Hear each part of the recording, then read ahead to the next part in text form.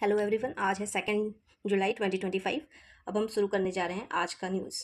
और आज का पहला न्यूज़ है draft green house gas CHG emission intensity target rule 2025।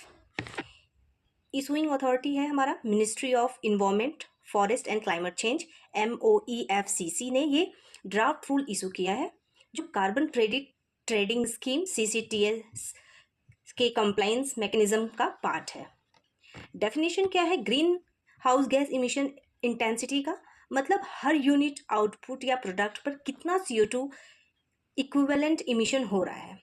Coverage क्या होगा? 400 plus industrial unit, aluminium, iron and steel, petroleum refining, petrochemicals, textile etcetera. Target क्या होंगे?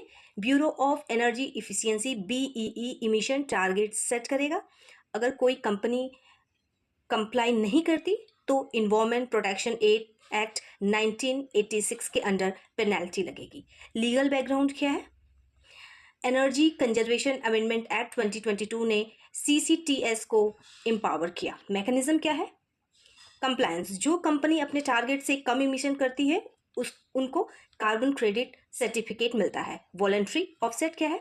बाकी सेक्टर भी अपने इमिशन रिडक्शन प्रोजेक्ट रजिस्टर कर सकते हैं और सर्टिफिकेट ले सकते हैं। Administrator BEE regulator central electricity regulation commission CERC है।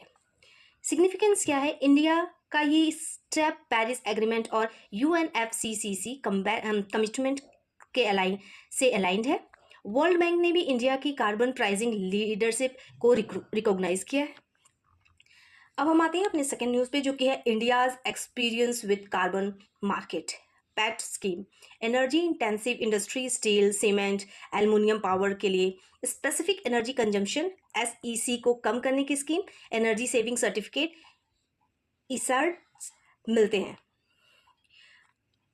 REC trading renewable purchasing obligation RPO पूरा करने के लिए रिन्यूएबल एनर्जी सर्टिफिकेट का यूज होता है। Emission trading system ETS India अब परफॉर्मेंस बेस्ड इमिशन ट्रेडिंग की तरफ बढ़ रहा है। यहाँ टोटल इमिशन कैप नहीं होता बल्कि इमिशन इंटेंसिटी लिमिट होती है। Clean development mechanism CDM Kyoto protocol का पार्ट। डेवलपिंग कंट्रीज में इमिशन रिडक्शन प्रोजेक्ट में इन्वेस्ट करते हैं और certified emission reduction CER credit मिलता है। अब हम आते हैं अपने थर्ड न्यूज़ पे जो कि है private capital for sustainable development 7 point strategy. Finance minister Nirmala Sitharaman ने UN के FFD4 कॉन्फ्रेंस में प्राइवेट कैपिटल मोबिलाइज करने के लिए 7 पॉइंट स्ट्रेटेजी प्रपोज किया। पहला है strong domestic financial markets, banking और कैपिटल मार्केट को स्ट्रेंथन करना। सेकेंड है इंस्टीट्यूशनल रिफॉर्म जो कि है independent regulators, transparent bidding, ease of doing business. Third है हमारा investment opportunities, ready project pipeline. हमारा फोर्थ है ब्लेंडेड फाइनेंस, पब्लिक और कंसेशनल फाइनेंस से प्राइवेट इन्वेस्टमेंट को डिरिस्क करना। फिफ्थ है हमारा role of multilateral banks, MDBs और DFIs की इनेबलिंग रोल। अब हमारा 6 पॉइंट है credit rating reforms, emerging market की रिसाइलेंस को रिफ्लेक्ट करना। 7th है ग्रास रूट कैपिटल्स जो कि है MSME को सपोर्ट करना। सिग्निफिकेंस क्या है? UNCTAD के हिसाब से education, health, climate change etcetera में $2.5 ट्रिलियन का एनुअल इन्वेस्टमेंट गैप है। अब हम आते हैं अपने फोर्थ न्यूज़ पे जो कि है ग्लोबल पब्लिक डेब्ट trend, UNCTAD report 2025। High public डेब्ट, ग्लोबल पब्लिक डेब्ट $102 ट्रिलियन 2024 तक पहुंच गया है। डेवलपिंग कंट्री का डेब्ट डबल स्पीड से ग्रो हो रहा है। एशिया एंड ओशानिया में 24% ग्लोबल पब्लिक डेब्ट यहाँ है। इम्पैक्ट क्या है? डेवलपिंग कंट्रीज को बोरोइंग कॉस्ट डेवलप्ड कंट्री से 2 to 4x ज़्यादा है। 61 डेवलपिंग कंट्रीज अपने रिवेन्यू का 10% इंटरेस्ट पेमेंट में खर्च कर रहे हैं। रिकमेंडेशंस क्या हैं? मल्टीलैटरल रिफॉर्म्स, डेब्ट service pause, SDR channelising, national institutional capacity strengthening. ये कुछ की पॉइंट्स हैं। अब हम आते हैं अपने फिफ्थ न्यूज़ पे जो कि है India financial stability and economic resilience, FSR RBI के द्वारा। ग्रोथ क्या है, इंडिया की रियल जीडीपी 2025-26 में 6.5% ग्रो करेगी स्ट्रॉन्ग डोमेस्टिक डिमांड की वजह से। Banking sector NPA lowest level पे, जीएनपीए 2.3%, एनएनपीए 0.5%, सीआरएआर 17.3% रिकॉर्ड हाई पे रहेगा। कॉर्पोरेट सेक्टर लार्ज बोरोअर्स की एनपीए रेशियो 3.8% 2023 से 1.9% 2025 में हो गई है। इन्फ्लेशन जो है वो सीपीआई इन्फ्लेशन 2.8%, 6-year लो 2025 में। रिस्क क्या है, global trade tension, geopolitical conflicts, climate shocks और यूएस पॉलिसी अनसर्टेनिटी की वजह से।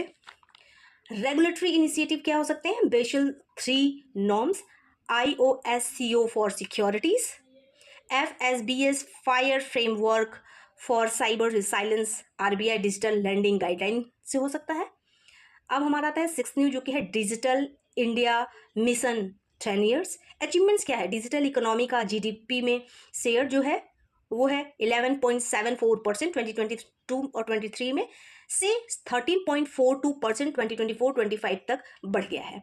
इंटरनेट कनेक्टिविटी 25.15 करोड़ जो कि 2014 में था से लेके अब 96.96 करोड़ 2024 में हो गया।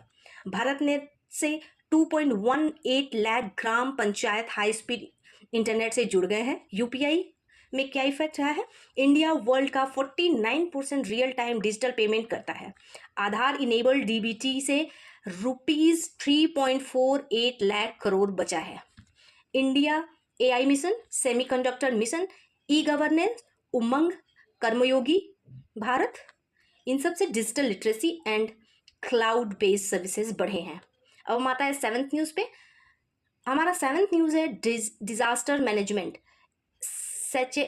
Sachet and cell broadcast.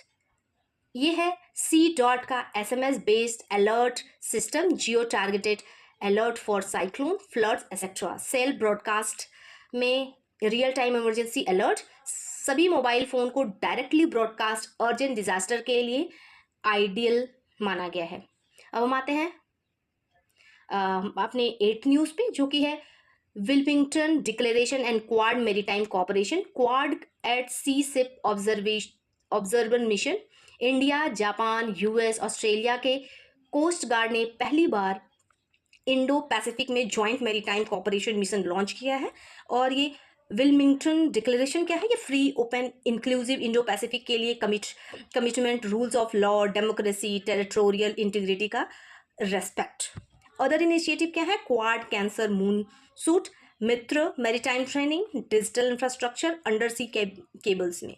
अब हम आते हैं अपने 9th न्यूज़ पे जो कि है national indicator framework NIF progress report 2025, sustainable development goal progress क्या है, agriculture productivity, clean water, renewable energy, social protection, emission intensity, waste processing, forest cover etcetera में इंप्रूवमेंट। इशूज़ क्या है, adolescent birth rate, road accident fatality, soil health card issues में decline. Others क्या है, others कुछ की न्यूज़ जो है, नामीबिया PM मोदी का विजिट डायमंड ट्रेड और बाइलेटरल टाई को बूस्ट करेंगे। Namibia world richest marine diamond deposit रखता है। अब महाबोधि टेम्पल के बारे में, सुप्रीम कोर्ट ने बोध गया टेम्पल एक्ट को चैलेंज करने वाली प्ले सुनने से मना कर दिया है। यूनेस्को वर्ल्ड हेरिटेज साइट है ये। और सांथल रिबेलियन क्या है, हूल दिवस 170 एनिवर्सरी है। सिद्धू कान्हू ब्रदर्स के लीडरशिप में ब्रिटिश और जामींदारी एक्सप्लॉयटेशन के खिलाफ ट्राइबल अपराइजिंग हुआ था, उससे ये रिलेटेड है। अल्टर मैग्नेट्स क्या है, SNBNCBS ने क्रोमियम एंटीनोमाइड CRSB में यूनिक मैग्नेटिक प्रॉपर्टी डिस्कवर की, फेरोमैग्नेटिक और एंटी फेरोमैग्नेटिक का बेस्ट कॉम्बिनेशन।